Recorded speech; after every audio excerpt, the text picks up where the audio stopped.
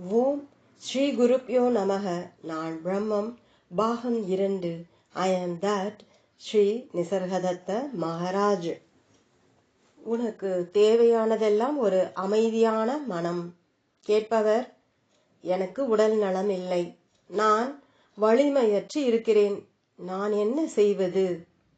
மகாராஜ்: யாருக்கு உடல் நலம் இல்லை, உனக்கா அல்லது உடலுக்கா? கேட்பவர்: கண்டிப்பாக என் உடலுக்குத்தான். மகாராஜ்: நேற்று நீ நலமுடன் இருப்பதாக உணர்ந்தாய், எது நலமாக இருப்பதாக உணர்ந்தது? கேட்பவர்: உடல். மகாராஜ்: உடல் நலமுடன் இருந்தபோது நீ சந்தோஷப்பட்டாய், உடல் நலமில்லாத போது வருத்தப்பட்டாய்.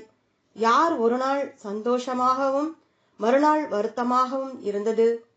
கேட்பவர்: மனம். மகாராஜ்: மாறுகின்ற மனதை அறிவது யார்? கேட்பவர்: மனம். மகாராஜ்: மனம்தான் அறிபவர், அறிபவரை அறிபவர் யார்? கேட்பவர்: அறிபவர் தன்னையே அறிய மாட்டாரா? மகாராஜ்: மனம் தொடர்ச்சியானது அல்ல. தூக்கத்திலோ அல்லது மயக்கம் அடையும் போதோ அல்லது கவனம் சிதறும் போதோ இருப்பது போல அது மறுபடியும் மறுபடியும் வெறுமையாகிறது. தொடர்ச்சி இல்லாததை பதிந்து கொள்ள தொடர்ச்சியான ஏதோ ஒன்று இருக்க வேண்டும். கேட்பவர்: மனம் ஞாபகம் வைத்திருக்கும், அது தொடர்ச்சிக்கு அத்தாட்சி. மகாராஜ்: ஞாபகம் எப்போதும் ஒருதலை பட்சமானது, நம்பத்தகுந்ததல்ல, மறையக்கூடியது. அது விழிப்புணர்வை ஊடுருவுகின்ற உறுதியான அடையாள உணர்வை, நான் என்னும் உணர்வை விவரிக்காது.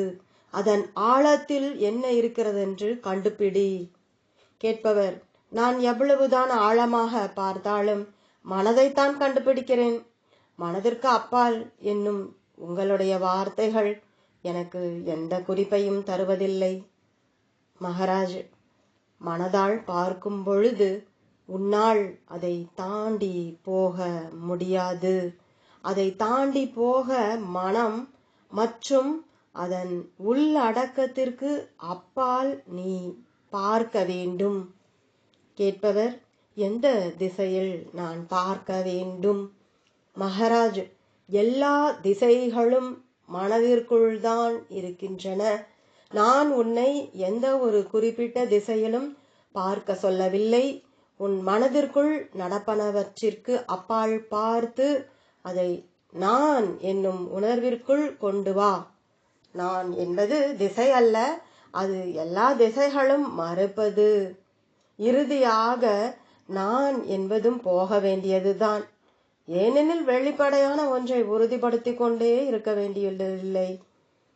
நான் என்னும் உணர்விற்குள் மனதை கொண்டு வருவது வெறுமனை மனதை மற்றவற்றிலிருந்து திருப்ப உதவுகிறது. கேட்பவர்: இவையெல்லாம் என்னை எங்கு கொண்டு போகின்றன? மகாராஜ்: மனதை அதன் முன் ஈடுபாடுகளிலிருந்து விலக்கி அப்பால் வைத்தால் அது அமைதி அடையும். அந்த அமைதியை நீ தொந்தரவு செய்யாமல் அதற்குள் இருந்தால் அது இதுவரை நீ அறியாத ஒரு சுயம் பிரகாசத்தினாலும் அன்பாலும் ஊடுருவப்பட்டிருப்பதை காண்பாய். உடனே அது உன் அசலான சொந்த இயல்பு என்பதை அங்கீகரி. ஒருமுறை நீ இந்த அனுபவத்திற்குள் கடந்து சென்றால் நீ பழைய மனிதனாக ஒருபோதும் இருக்க முடியாது. கட்டுக்கடங்காத மனம் அதன் அமைதியை உடைத்து அதன் பார்வையை அழித்து விடலாம். ஆனால் எல்லா கட்டுகளும் உடைக்கப்பட்டு மாயைகளும் பந்தங்களும் முடிந்து வாழ்க்கை இப்பொழுதில் உயர்வான அளவில் கவனம் செலுத்தப்படும் வரை முயற்சி தொடர்ந்து இருந்தால் மனம் கண்டிப்பாக அடங்கும். கேட்பவர்: அது என்ன வித்தியாசத்தை ஏற்படுத்தும்? மகாராஜ்: மனம் மேற்கொண்டு இருக்காது, செயலில் அன்பு மட்டுமே இருக்கும். கேட்பவர்: அந்த நிலையை நான் அடைந்தால் அதை எப்படி நான் அறிந்து கொள்வது? மகாராஜ்: அச்சம் இருக்காது. கேட்பவர்: புதிர்களாலும் அபாயங்களாலும் நிறைந்த ஒரு உலகத்தால் சூழப்பட்டிருக்கும் போது நான் எப்படி பயப்படாமல் இருக்க முடியும்? மகாராஜ்: உன் சிறிய உடல் கூட புதிர்களாலும் அபாயங்களாலும் நிறைந்திருக்கிறது. இருப்பினும் நீ அதை பற்றி பயப்படுவதில்லை, ஏனெனில் அதை நீ உன்னுடையது என்று கருதுகிறாய். உனக்கு தெரியாதது என்னவென்றால் முழு பிரபஞ்சமும் உன் உடல் என்றும் நீ அதை பற்றி பயப்பட வேண்டியதில்லை என்றும் அறியாததுதான். தனிப்பட்டது மற்றும் பிரபஞ்சமயமானது என்னும் இரு உடல்கள் உனக்கு இருப்பதாக நீ சொல்லலாம். தனிப்பட்டது வந்து போகின்றது. பிரபஞ்சமயமானது எப்பொழுதும் உன்னுடன் இருக்கிறது. முழு படைப்பும் உன் பிரபஞ்ச உடல். உன் தனிப்பட்டது எதுவோ அதனால் குருடாக்கப்பட்டு நீ பிரபஞ்சமயமானதை பார்ப்பதில்லை. இந்த குருட்டுத்தனம் தானாகவே முடியாது. அதை சாமர்த்தியமாகவும் வெளிப்படையாகவும் நீக்க வேண்டும். எல்லா மாயைகளும் பொருந்து கொள்ளப்பட்டு கைவிடப்பட்டால் தனிப்பட்டவைகளுக்கும் பிரபஞ்சமயமானவைகளுக்கும் இடையே எந்த வித்தியாசமும் இல்லாத பிழையற்ற பரிபூர்ணமான நிலையை நீ அடைவாய். கேட்பவர்: நான் ஒரு நபர், அதனால் இடத்தாலும் காலத்தாலும் குறுக்கப்பட்டுள்ளேன். நான் சிறு இடத்தை ஆக்கிரமித்து சில கணங்கள் நீடிக்கிறேன். என்னை சாசுவதமானதாகவும் சர்வ வியாபியாகவும் என்னால் அனுமானிக்க முடியாது. மகாராஜ், எப்போதும் நீ அப்படித்தான். உன் உண்மையான இயல்பை தெரிந்து கொள்ள உனக்குள் ஆழமாக சென்றாயானால் உன் உடல் மட்டும்தான் சிறியது என்றும் ஞாபகம் மட்டும்தான் குறுகியது என்றும் நீ கண்டுபிடிப்பாய். ஆனால் மிக பரந்த கடல் போன்ற வாழ்க்கை உன்னுடையது. கேட்பவர்: நான் மற்றும் பிரபஞ்சமயமான என்னும் வார்த்தைகள் முரண்பாடானவை. ஒன்று மற்றொன்றை தவிர்க்கிறது. மகாராஜ், அவை முரண்பட்டவை அல்ல. அடையாளப்படுத்துகின்ற உணர்வு பிரபஞ்சமயமானதை ஊடுருவுகிறது. தேடு. தேடினால் பிரபஞ்ச நபரை காண்பாய். அது நீதான், அளவற்றதற்கும் அதிகமாக. எப்படியாயினும் உலகம் உனக்குள் இருக்கிறது என்றும் நீ அதனுள் இல்லை என்றும் அறிந்து கொள்ள ஆரம்பி. கேட்பவர்: அது எப்படி முடியும்? நான் உலகத்தின் ஒரு பகுதி. எப்படி முழு பிரபஞ்சமும் ஒரு பகுதிக்குள் இருக்க முடியும்? கண்ணாடியை போல் பிரதிபலிப்பதை தவிர. மகாராஜ், நீ சொல்லுவது நிஜம். உன் தனிப்பட்ட உடல் ஒரு பகுதி. அதில் முழு உலகமும் அற்புதமாக பிரதிபலிக்கப்படுகிறது. ஆனால் உன்னிடம் ஒரு பிரபஞ்ச உடலும் இருக்கிறது. அதை பற்றி உனக்கு தெரியாது என்று நீ சொல்ல முடியாது. ஏனெனில் அதை நீ சதா காலமும் பார்த்து கொண்டும் அனுபவப்பட்டு கொண்டும் இருக்கிறாய். அதை நீ உலகம் என்று சொல்லி அதற்கு பயப்படுகிறாய். கேட்பவர்: என் சிறு உடலை பற்றி எனக்கு தெரியும் என்று நினைக்கிறேன். மற்றதை பற்றி விஞ்ஞானத்தின் மூலமாக அல்லாமல் எனக்கு வேறொன்றும் தெரியாது. மகாராஜ், உன் சிறு உடல் புதர்களாலும் அற்புதங்களாலும் நிறைந்துள்ளது. அது உனக்கு தெரியாது. இதிலும் கூட விஞ்ஞானம்தான் உன் ஒரே வழிகாட்டி. உடற்கூறியலும் வானசாஸ்திரமும் உன்னை விவரிக்கின்றன. கேட்பவர்: உங்களுடைய பிரபஞ்ச உடல் என்னும் கோட்பாட்டை ஒரு செயல்படும் தத்துவமாக நான் ஏற்றுக்கொண்டாலும் கூட நான் எந்த வழியில் அதை சோதிப்பது மற்றும் அதனால் எனக்கு என்ன பயன்? மகாராஜ், உன்னை 2 உடல்களிலும் வசிப்பவராக அறிவதால் நீ எதையும் கைவிடுவதில்லை. முழு பிரபஞ்சத்தின் மேலும் நீ அக்கறையுடன் இருப்பாய். உயிர் வாழும் ஒவ்வொன்றின் மேலும் நீ அன்புடன் இருப்பாய். அவற்றிற்கு மிகவும் மென்மையாகவும் புத்திசாலித்தனத்துடனும் உதவுவாய். உனக்கும் மற்றவர்களுக்கும் எதை முன்னிட்டும் முரண்பாடு இருக்காது. எல்லா சுரண்டல்களும் முற்றிலும் நின்றுவிடும். உன் ஒவ்வொரு செயலும் நன்மை பயக்கும். ஒவ்வொரு அசைவும் ஒரு ஆசீர்வாதமாக இருக்கும். கேட்பவர்: இவையெல்லாம் மிகவும் ஆவலை தூண்டுகின்றன. ஆனால் நான் எப்படி என் பிரபஞ்ச இருத்தலை அறிய முற்படுவது? மகாராஜ், உனக்கு 2 வழிகள் உள்ளன. உன் இதயத்தையும் மனதையும் சுயம் அறிதலுக்காக கொடுக்கலாம். அல்லது நம்பிக்கையை பற்றி என் வார்த்தைகளை ஏற்றுக்கொண்டு அதன்படி நட. வேறு மாதிரி சொல்வதானால், ஒன்று நீ முழுவதும் சுய அக்கறையுடன் இரு, அல்லது முற்றிலும் சுய அக்கறை இல்லாமல் இரு. முழுவதும் என்னும் வார்த்தை தான் முக்கியம். உச்ச உயர்வை அடைய நீ உச்ச எல்லையில் இருக்க வேண்டும். கேட்பவர்: சிறியவனாகவும் அளவானவனாகவும் இருக்கும் நான் எப்படி அவ்வளவு உயர்வை ஆசைப்பட முடியும்? மகாராஜ், உன்னை அனைத்தும் நடக்கின்ற விழிப்புணர்வு கடல் என்று அறி. இது ஒன்றும் கடினமல்ல. ஒரு சிறிதளவு கவனமும் தன்னை நெருக்கமாக கவனித்தலும் இருந்தால் போதும். அப்போது எந்த நிகழ்வும் உன் விழிப்புணர்விற்கு அப்பாற்பட்டது அல்ல என்று நீ காண்பாய். கேட்பவர்: இந்த உலகம் நிகழ்வுகளால் நிரம்பி உள்ளது. அவை என் விழிப்புணர்விற்குள் தோன்றுவதில்லை. மகாராஜ், உன் உடல் கூட நிகழ்வுகளால் நிரம்பி உள்ளது. அவைகளும் உன் விழிப்புணர்வில் தோன்றுவதில்லை. அது உன் உடலை உனக்கு சொந்தமானதாக சொல்வதை தடுப்பதில்லை. நீ உன் உடலை எப்படி உன் புலன்கள் மூலம் அறிந்துள்ளாயோ அதே மாதிரிதான் உன் உலகத்தை நீ அறிவாய். உன் மனம்தான் உனக்கு வெளியே இருக்கின்ற உலகத்தை உனக்கு உள்ளே இருக்கும் உலகத்திலிருந்து பிரித்து அவற்றை எதிரெதிராக வைக்கிறது. இது அச்சத்தையும் வெறுப்பையும் வாழ்தலின் எல்லா துன்பங்களையும் உருவாக்குகிறது. கேட்பவர்: எனக்கு என்ன புரியவில்லை என்றால், நீங்கள் விழிப்புணர்விற்கு அப்பால் செல்வது என்பதை பற்றி பேசுவதுதான். எனக்கு வார்த்தைகள் புரிகின்றன, ஆனால் என்னால் அந்த அனுபவத்தை கற்பனை செய்ய முடியவில்லை.